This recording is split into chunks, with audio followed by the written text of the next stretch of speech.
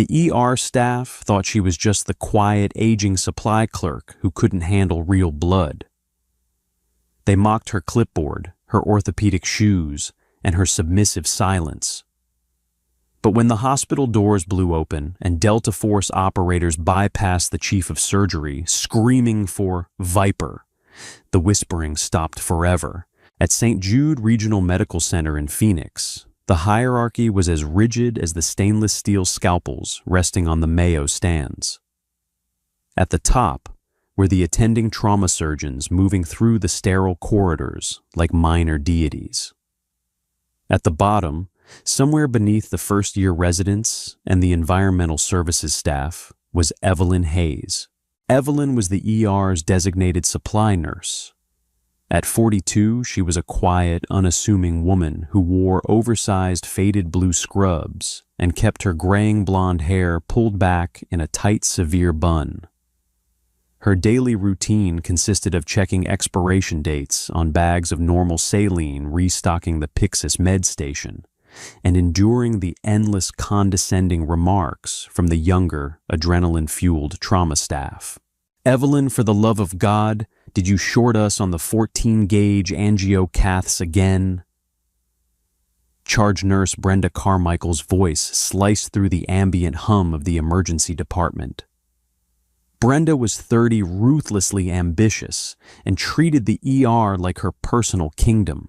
Evelyn didn't look up from her clipboard. She stood perfectly still in front of Trauma Bay, one methodically arranging the intubation trays. "The 14 gauges are in the secondary drawer, Brenda, exactly where the new departmental protocol mandated they be moved yesterday." Brenda yanked the drawer open, finding them perfectly aligned. Instead of apologizing, she scoffed. "Just make sure the rapid infuser tubing is primed, and stay out of Dr. Miller's way today. He's in a mood, and you know how he gets when non-clinical staff hover during a code." "I understand," Evelyn said, her voice completely devoid of emotion. "Good. Now go inventory the basement storage. We don't need you taking up space up here." Evelyn turned and walked away, her footsteps completely silent on the linoleum. If anyone had bothered to look closely at Evelyn Hayes, they might have noticed the things that didn't fit the profile of a timid supply clerk. They might have noticed that her eyes, a striking icy blue, were constantly scanning the room, assessing choke points and exits. They might have noticed the faded, jagged scar running up the inside of her left forearm, partially hidden by her long-sleeved undershirt. Or they might have noticed the way she moved, with a terrifyingly precise economy of motion, never wasting a single step, never caught off balance. But nobody looked closely at Evelyn. To Dr. Harrison Miller, the arrogant chief of trauma surgery, she was practically furniture. Later that afternoon, a multi-vehicle pileup on Interstate 10 sent 3 critical patients to St. Jude's. The ER descended into controlled chaos. Monitors blared, nurses shouted over one another for blood units, and the smell of copper and antiseptic hung heavy in the air. Evelyn stood in the periphery, acting as the runner. Dr. Miller was furiously working on a crushed pelvis in bay, his scrub cap soaked with sweat. "I need a Reboa catheter now," Miller barked, his gloved hands slick with blood. "Where's the damn Reboa tray?" A panicked second-year resident scrambled toward the supply cabinets, tearing through sterile packaging. I don't see it, Dr. Miller." "Are you blind? Get me the catheter before this man bleeds out on my table." Before the resident could tear into another wrong cabinet, a steady hand placed the exact kit perfectly opened and presented right next to Miller's dominant hand. It was Evelyn. She had anticipated the need 3 minutes ago based on the patient's dropping mean arterial pressure and the specific pattern of bruising on his abdomen. Miller snatched the kit without looking up. "About time. Now back away, Evelyn. You're contaminating my sterile field." Evelyn took 2 steps back, her face an unreadable mask. She watched Miller fumble slightly with the guide wire. His hands were fast, but they lacked the brutal, flawless efficiency of the surgeons she used to work with. Surgeons who didn't have the luxury of perfectly lit, climate-controlled rooms. Surgeons who operated in the back of C-130 transport planes plunging through anti-aircraft fire, or in sand-choked tents in the Korengal Valley. "He's angling it too high." Evelyn thought, her jaw tightening marginally. "He's going to hit the renal artery," but she said nothing. Evelyn Hayes died on paper 5 years ago. After a classified JSOC forward surgical mission near the Syrian border went catastrophically wrong, leaving her as the sole survivor of her unit, dragging 2 wounded Delta operators miles through the desert, she had been honorably, quietly discharged. They offered her medals. She took a fake civilian record and a job where no one died in her arms anymore. She had sworn off the adrenaline. She was content to be a ghost counting gauze. "Patient is stabilizing," Miller announced, puffing out his chest as the monitors leveled out. He pulled off his gloves and tossed them into the biohazard bin, finally looking at Evelyn. "Next time, Evelyn, have the kits prepped before I have to scream for them. We save lives here. Try to keep up." "Yes, Dr. Miller," Evelyn murmured, picking up her clipboard. She walked back toward the supply closet, her face perfectly calm. But deep in her chest, a phantom rhythm was beating a dark, dormant instinct that had been asleep for 5 years. The shift changed at 6 p.m., but Evelyn stayed late to audit the narcotics locker. Outside, the brutal Arizona sun was finally dipping below the horizon, painting the desert sky in bruised shades of purple and orange. At 6:15 p.m., the red emergency network phone at the central nursing station began to ring. It wasn't the standard EMS dispatch line. It was the secure line, the one that tied the regional trauma center directly to the state's emergency management and the federal networks. Brenda Carmichael picked it up, her brow furrowing. "St. Jude ER charge Nurse Carmichael," she said. A few seconds later, the color completely drained from her face. "Wait, repeat that. This is a civilian hospital. You're diverting from Luke Air Force Base. We don't have clearance for hello." Brenda slammed the phone down. "Dr. Miller," she yelled, her voice cracking with unprecedented panic. "Dr. Miller, get out here." Harrison Miller strode out of the break room, an annoyed expression on his face. "What is it, Brenda? I'm off the clock in 20 minutes. "That was regional air traffic control," Brenda stammered, her hands visibly shaking. "Airspace over a 20-mile radius has just been completely restricted. All civilian flights are grounded. EMS dispatch just went offline." Miller frowned. "What are you talking about? Is it a commercial crash?" "No," Brenda whispered, looking out the massive reinforced windows toward the helipad. "A TC said we have a black flight inbound. 2 military gunships, coming in hot, 2 minutes out." Evelyn, who was counting vials of fentanyl in the glass room 10 feet away, froze. Her hand stopped moving. The clipboard slipped from her fingers, clattering onto the counter. Black flight. Civilian hospitals didn't get black flights. That designation was reserved strictly for Tier 1 special operations units suffering catastrophic casualties on domestic soil situations so classified that even landing at a military base was deemed too high profile or too far away.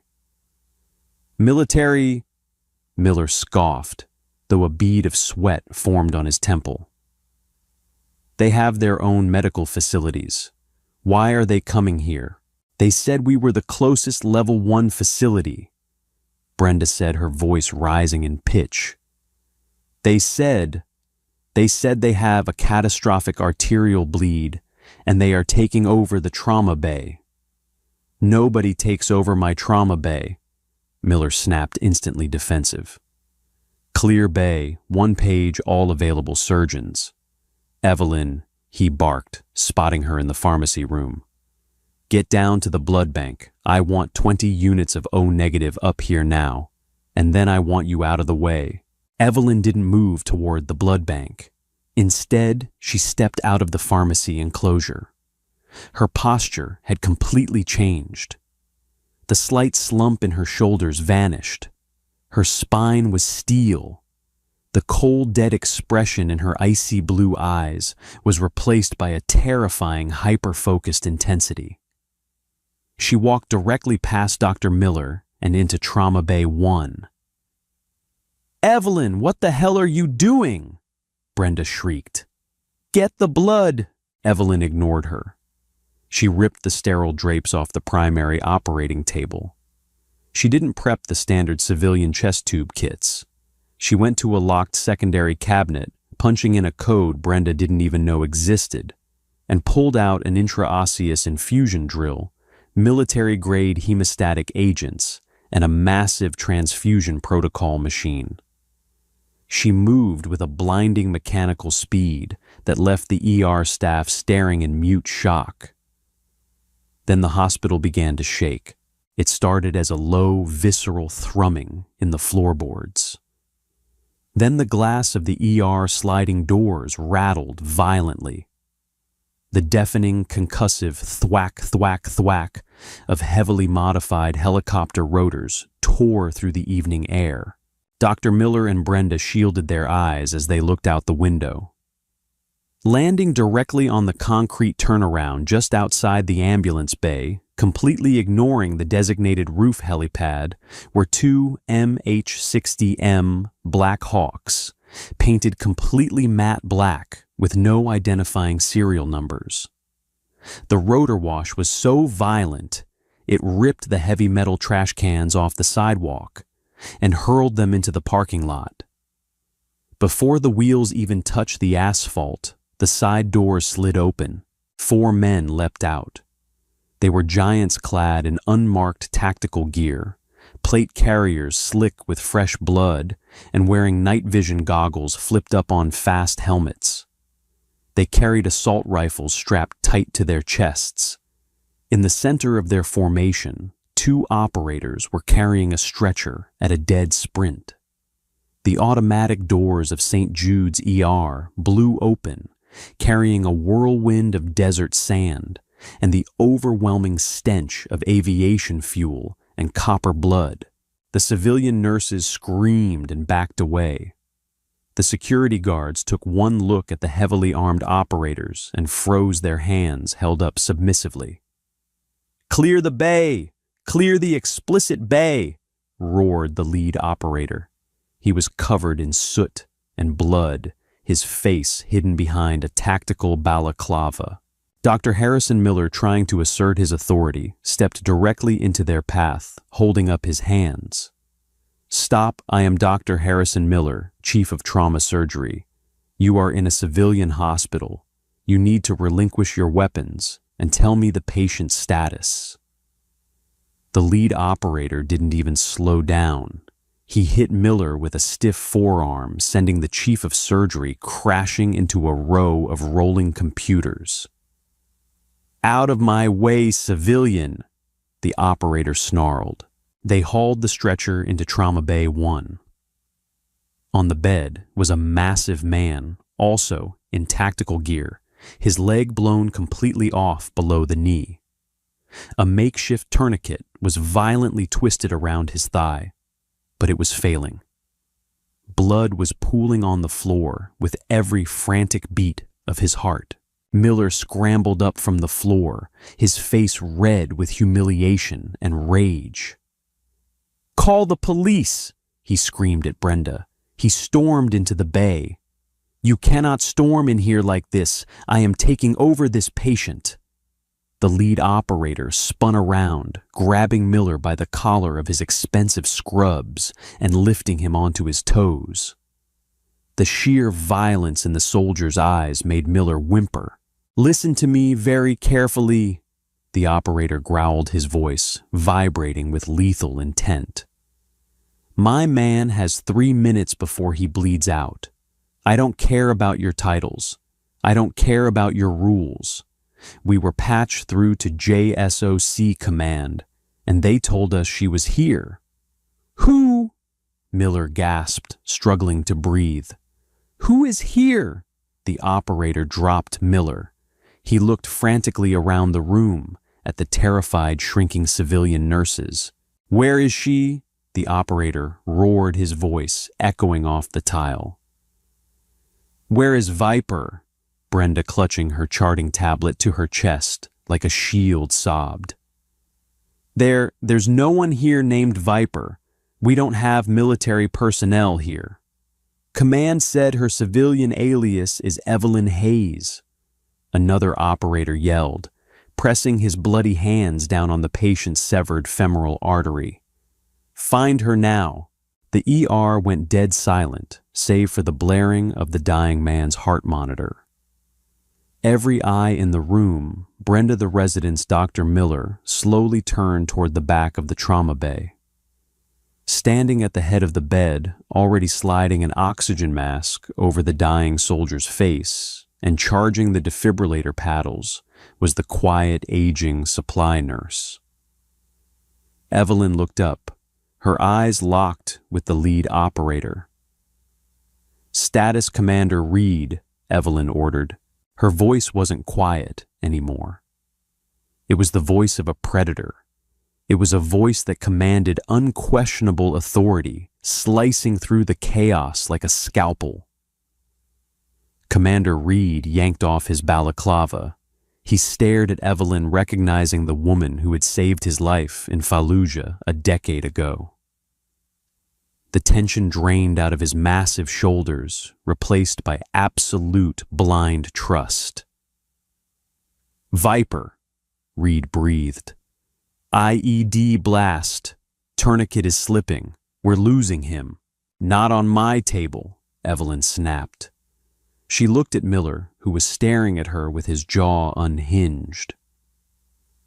"Miller," Evelyn barked, pointing a blood-stained finger at the chief of surgery. "Get over here, grab these retractors, and do exactly what I tell you, or I will have Reed throw you through that plate glass window. Brenda, get on the rapid infuser. Now." Nobody hesitated. The supply nurse was gone. Nurse Viper had taken command. They called her the invisible supply clerk, the woman who folded gauze and lowered her eyes. But when the hospital doors blew off their hinges and Delta Force stormed the ER demanding the operative known as Viper, the staff realized the deadliest person in the room was holding the clipboard. Evelyn's hands moved with a fluidity that bordered on the supernatural. The hesitation that characterized civilian trauma, the constant second-guessing, the frantic reliance on committee decisions, the nervous glances at the attending physician, was entirely absent in her. She did not look at the cardiac monitor. She listened to its fluctuating pitch. She did not wait for hematology lab results. She read the viscosity and oxygenation of the blood pooling rapidly on the sterile blue drapes. He is in profound hemorrhagic shock. Class 4. Evelyn stated, her voice slicing through the frantic alarms of the trauma bay. "Miller, I need a massive transfusion protocol initiated directly into his right subclavian central line. Brenda, push 1 gram of tranexamic acid, followed immediately by calcium chloride. Do it now, or his heart stops in 60 seconds. Dr. Harrison Miller, a man who had spent his entire prestigious career demanding absolute, unquestioning obedience from everyone in his orbit, found his hand shaking violently as he held the heavy metal retractors. He stared down in sheer horror at the ruined anatomy of Sergeant Jonathan Bull Higgins, a Tier 1 Delta operator whose massive thigh had been thoroughly shredded by a directional shape charge IED. The bleeding was utterly catastrophic. Dark arterial blood welling up far faster than the surgical suction could possibly clear it. "I can't see the bleeder." Miller panicked, his voice pitching high, completely abandoning his professional composure. "There is way too much tissue damage here. The margins are completely obliterated. We need to clamp blindly or amputate higher up right now before he codes. You blind clamp in this anatomical mess, and you will sever the sciatic nerve ending his career permanently," Evelyn said coldly, her icy blue eyes fixed entirely on the wound. "And we do not take limbs unless there is absolute zero viability. Back up." She shoved Miller aside with a sharp thrust of her hip. Plunging her bare, ungloved hands directly into the gaping open wound, Evelyn did not flinch as the hot metallic-smelling blood soaked instantly into the long sleeves of her oversized faded scrubs. She closed her eyes for a fraction of a second, tuning out the noise, the screaming monitors, the roar of the helicopter rotors outside, relying entirely on raw, tactile feedback. Her practiced fingers bypassed the crushed muscle tissue and the sharp, shattered fragments of the femur bone, diving impossibly deep into the pelvic cavity until she finally found the pulsating, violently torn stump of the femoral artery. She pinched it closed between her thumb and index finger. Instantly, the terrifying geyser of arterial blood ceased. The monitor's frantic, high-pitched warning leveled out into a steady, albeit terribly weak, rhythm. "Clamp," Evelyn demanded, holding out her free left hand, her palm flat and waiting. Miller stood frozen, staring at her, completely paralyzed by the sheer audacity and skill of the maneuver. "I said clamp Harrison."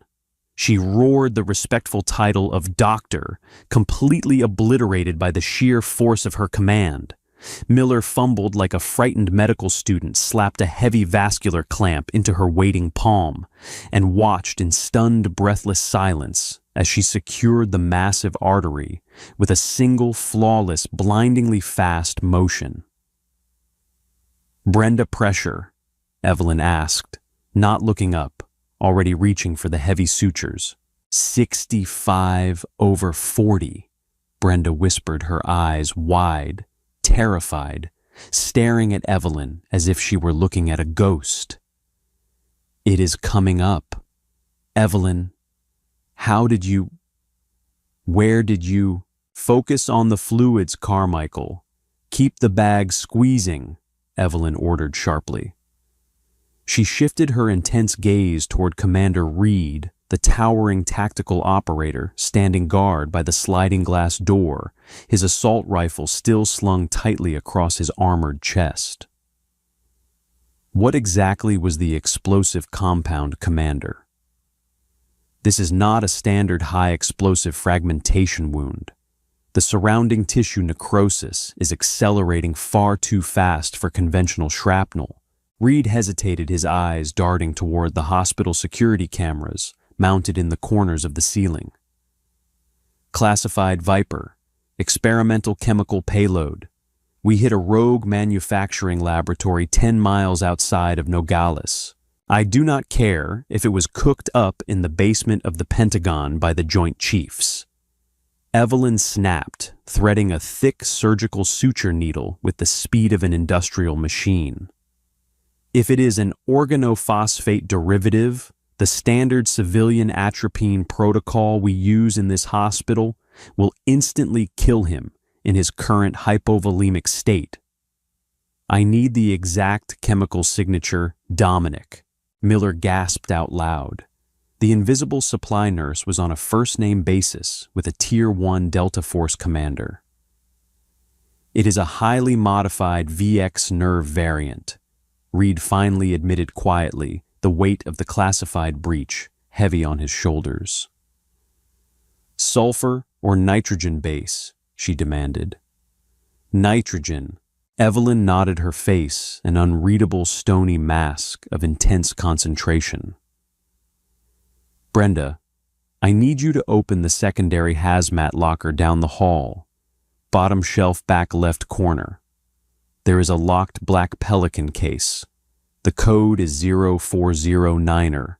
Bring it here immediately." Brenda turned and ran her orthopedic shoes squeaking wildly on the bloody linoleum floor. She returned 90 seconds later, panting heavily, clutching the heavy case. Evelyn popped the heavy steel latches with her bloodied elbow.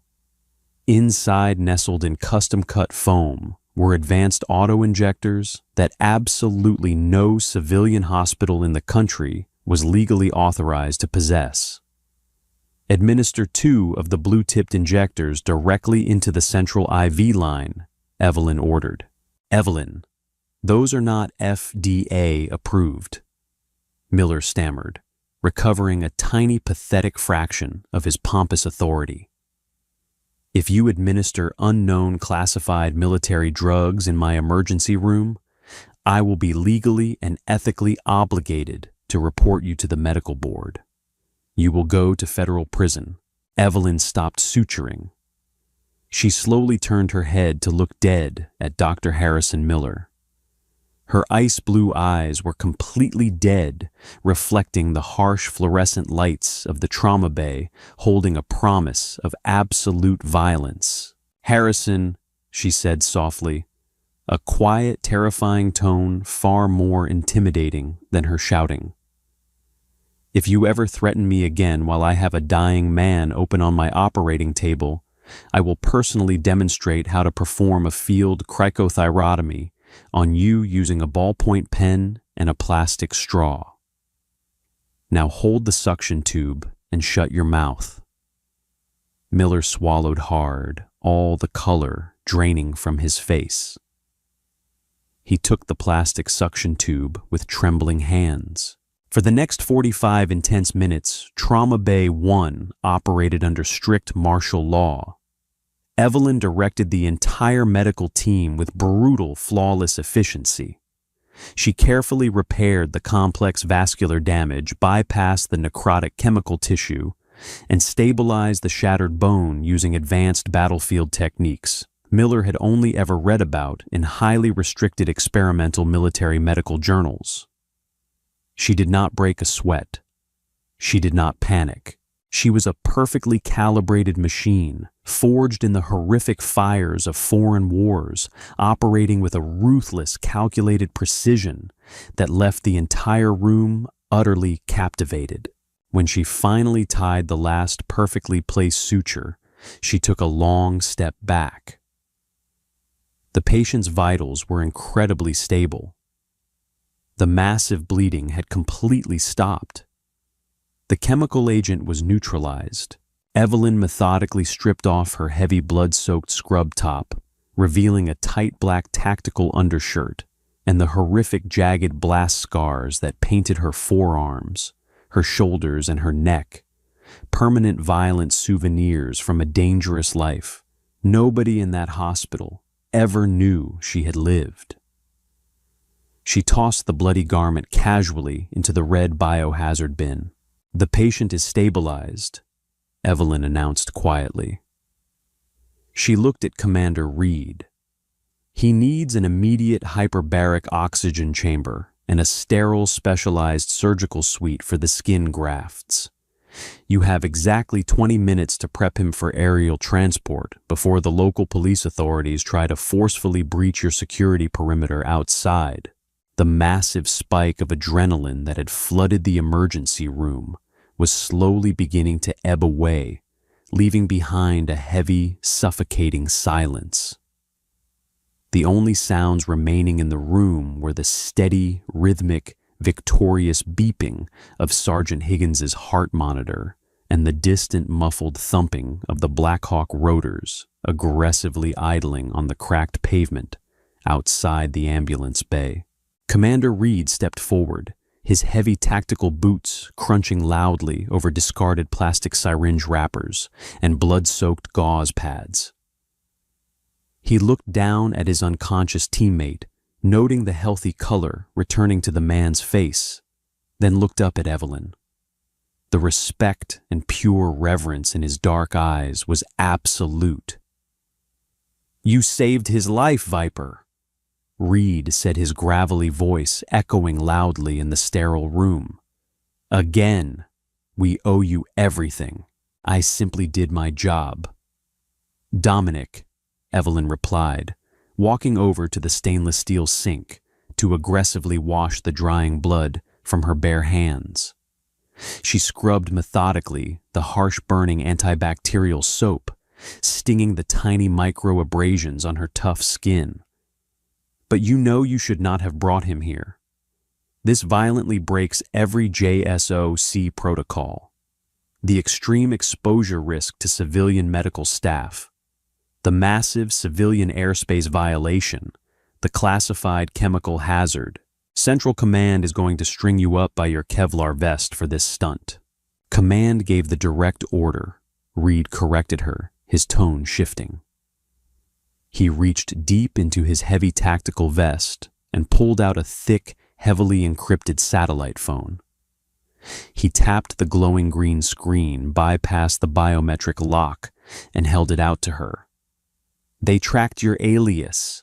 They told us to find you." Evelyn stopped scrubbing her hands.